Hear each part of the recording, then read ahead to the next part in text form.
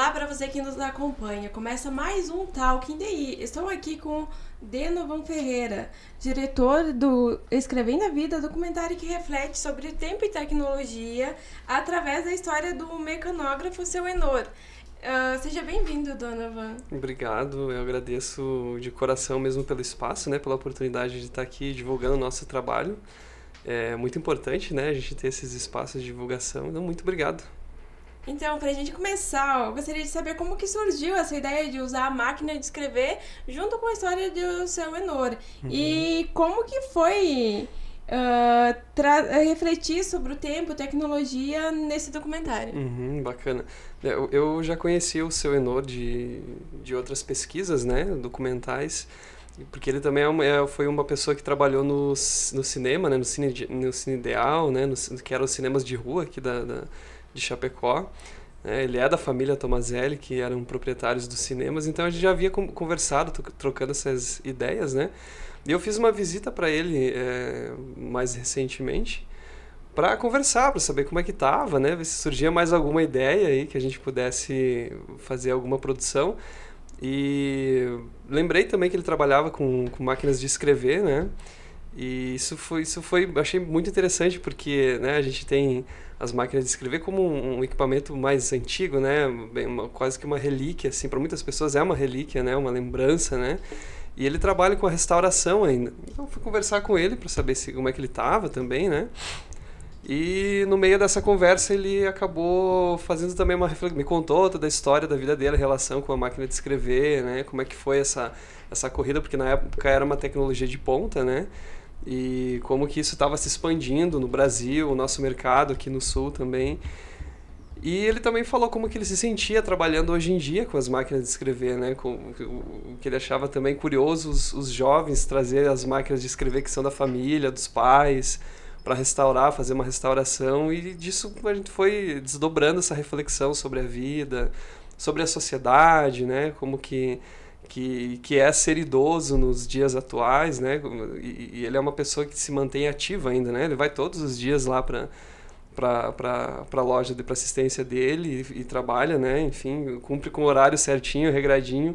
Então ela é uma pessoa muito ativa, e isso me chamou a atenção também, né? Esse espaço que os nossos idosos têm, né? Ou às vezes deixam de ter em alguns casos também, né?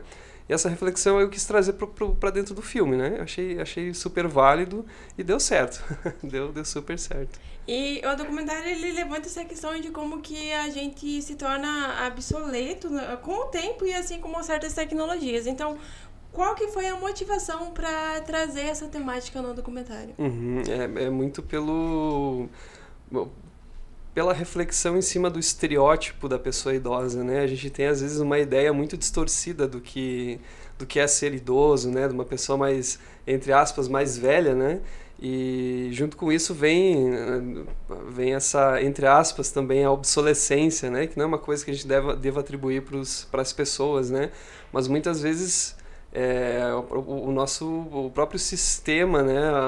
A sociedade em que a gente vive, ele vai julgar a pessoa pela sua utilidade, né? E se a pessoa já não tem mais utilidade, não consegue dar conta de determinadas tarefas, então ela já não é mais suficiente então é substituída, né? A gente substitui ela por uma pessoa mais nova, né? Uma pessoa com uma formação mais atual, enfim, isso, parecido como se tu estivesse substituindo uma peça, sabe? Isso é muito triste, porque não é assim, né? As pessoas, o próprio Seu Enor, dentro do filme, a gente mostra muito isso, ele está o tempo todo mexendo com as máquinas ali, ele trabalha junto com o filho dele, né? O filho dele também está sempre lá. Eles trabalham com informática hoje em dia, então houve essa atualização do segmento deles, né?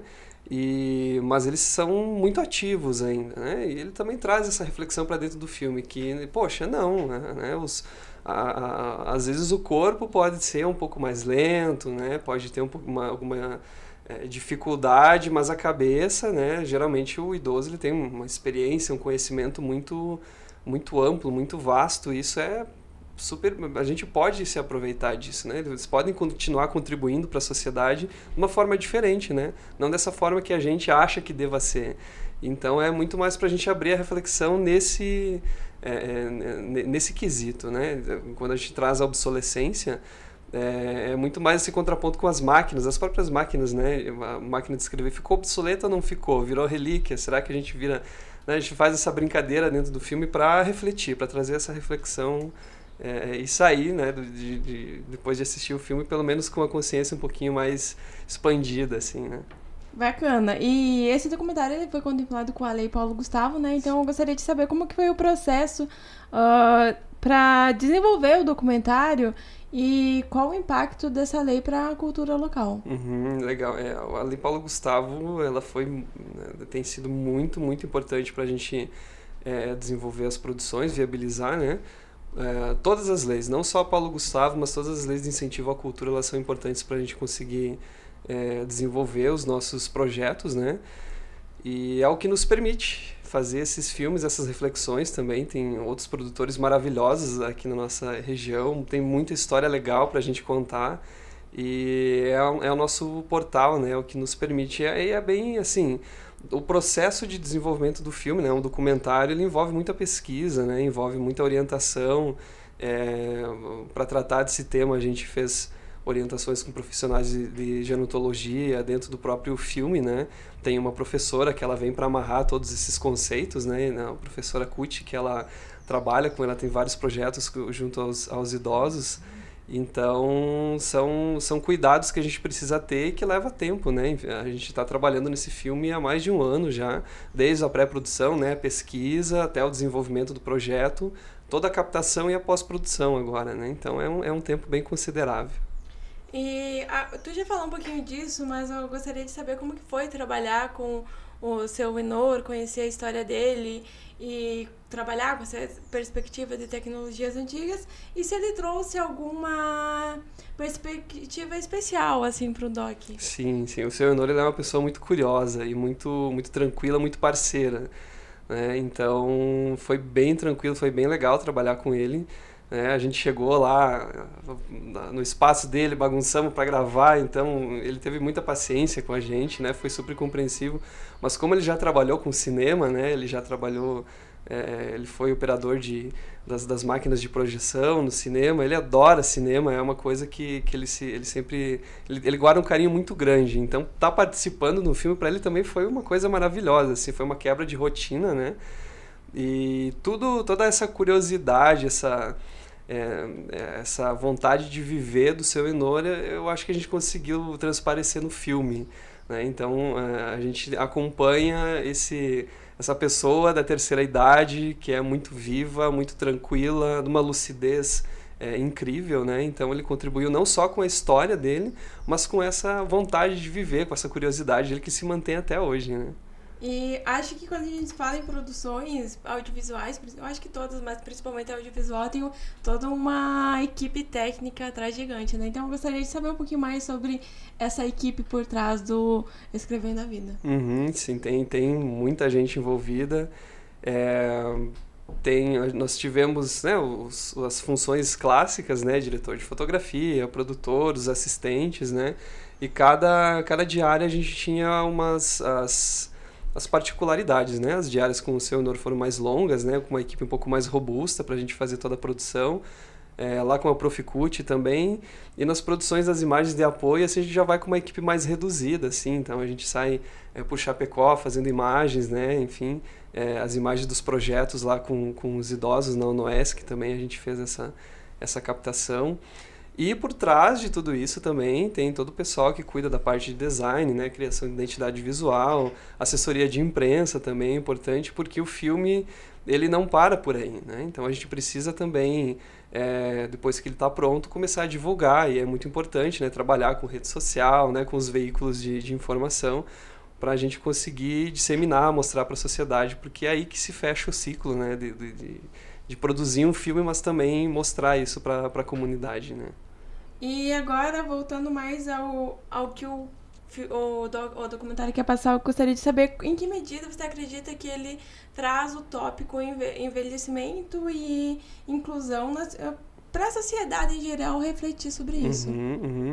Eu acho que só da gente abordar esse assunto, né, ele é um convite para a gente refletir, porque toda essa área, né, a área da gerontologia, meu Deus, agora me enrolei na palavra, gerontologia.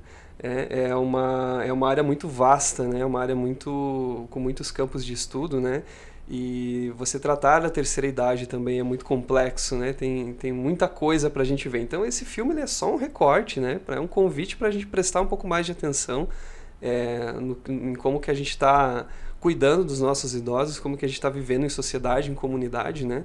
Então a intenção, o objetivo dele é que a gente pelo menos consiga fazer essa reflexão. Eu acho que isso ele consegue fazer, assim, né? A gente traz no filme alguns dados também, alguns dados sobre violência, né, que a gente precisa prestar atenção, sobre abandono, né, que são coisas importantes, e sobre, né, como a gente aborda a tecnologia, também sobre como que os idosos têm essa relação com a tecnologia. Será que ela é benéfica? Será que não? Sabe? Como que a gente, né, tá fazendo com que a tecnologia abrace todo mundo, né, não apenas algumas pessoas, né? Isso é importante de abordar também, né? Da gente refletir sobre. E a outra coisa é que o documentário ele vai ter uma versão de audiodescrição que vai ser doada para a Devosky, né? Então, eu gostaria de saber por que vocês acharam essencial garantir a acessibilidade para esse filme. Eu acho que, em primeiro lugar, né, o cinema como arte, né, a arte nos traz reflexões, né? A arte ela é uma peça que vai fazer com que a gente tenha interações, experiências, né? Construa uma bagagem um pouco mais rica, e isso tem que estar acessível para todo mundo, né? Então, já parte daí, né? A preocupação em ter acessibilidade. Para a Devosky em específico, porque quem vai criar toda a audiodescrição também, ela trabalha lá, né? A Dandara, uma profissional maravilhosa, e ela também nos ajuda a fazer, né? A cuidar desse lado do filme, né? Para que a obra seja acessível para todos, né? Então é importante. E o próprio edital, se não me falha a memória, a gente precisa cumprir com as demandas de acessibilidade, né? Isso, enfim, a gente disponibiliza também o filme porque a gente precisa, não só para a Devosky também, mas o filme também vai ser disponibilizado para um museu lá na Itália que contribuiu, eles contribuíram com as imagens de arquivo histórico, né, da própria Olivetti, que era a fábrica que fazia as máquinas de escrever aqui no Brasil, né? Então nada mais justo do que deixar lá também essa memória registrada, porque também é um recorte da história deles, né? O seu Enor resgata isso. Então, também disponibilizar esses filmes são pontos-chave, assim, pra gente deixar ele disponível para todo mundo, né? E agora, pra gente finalizar, eu gostaria de saber qual que é os próximos passos do Escrevendo a Vida. Se após as exibições em Chapecó há planos de levar para outras mostras e festivais.